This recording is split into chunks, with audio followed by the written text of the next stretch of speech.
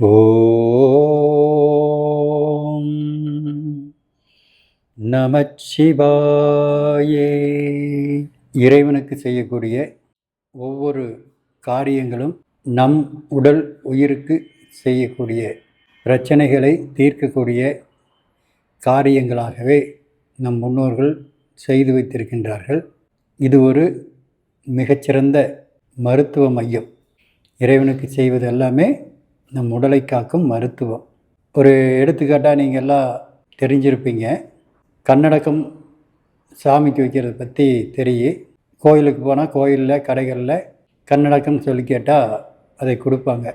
அது அலுமினியத்தில் கண் போல் செய்து கொடுப்பாங்க.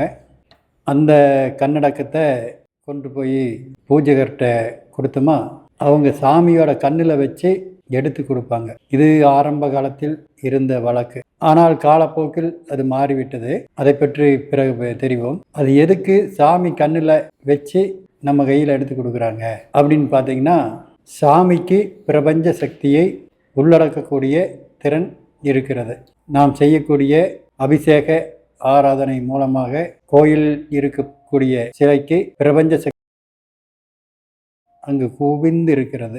அப்படி குவிக்கப்பட்ட அந்த சிலையின் வடிக்கப்பட்ட கண் மீது இந்த கன்னடக்கத்தை வைத்து அந்த சக்தியை வாங்கி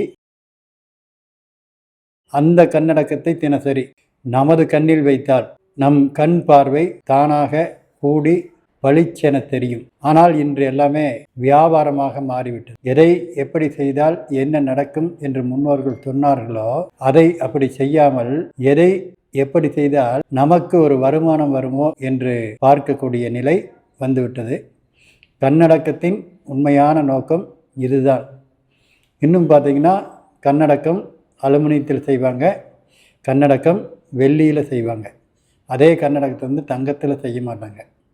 ஏன் அலுமினியம் வெள்ளியில் ரெண்டுலையும் செய்கிறாங்கன்னா, அலுமினியத்திற்கும் வெள்ளிக்கும் இரும்பு சத்தை உற்பத்தி பண்ணக்கூடிய திறனும் வெள்ளிக்கு இருக்கிறது. அலுமினியத்திற்கு அதாவது வெப்பத்தை கொடுக்கக்கூடிய திறன் சக்தி அலுமினியத்துக்கு இருக்கிறது. இந்த இரண்டில் எதை செய்தாலும் நம் கண்ணுக்குள் இருக்கக்கூடிய பிரச்சனைகளை எளிமையாக சரி செய்து கண்ணில் இருக்கக்கூடிய வேதனைகளை நீக்கி நம் உடலில் ஒரு சக்தியை உருவாக்கி நமக்கு கண்ணொளியை கொடுக்கும் என்பதை முன்னவர்கள் தெரிந்து ஆராய்ச்சி செய்து இதை ஆன்மீகத்தில் வைத்திருக்கின்றார்கள். அந்த நிலையை மீண்டும் கொண்டு வர நாமெல்லாம் முயற்சி செய்து நம் வாழ்க்கை, நம் கூட இருக்கக்கூடியவர்களின் வாழ்க்கை, நம்மை சுற்றி வரக்கூடியவர்களின் வாழ்க்கை எல்லாம் சிறப்பாக அமைய வேண்டும் என்று ஒவ்வொரு ஆன்மீக நெறிகளையும் கடைபிடித்து வாழ வேண்டும்.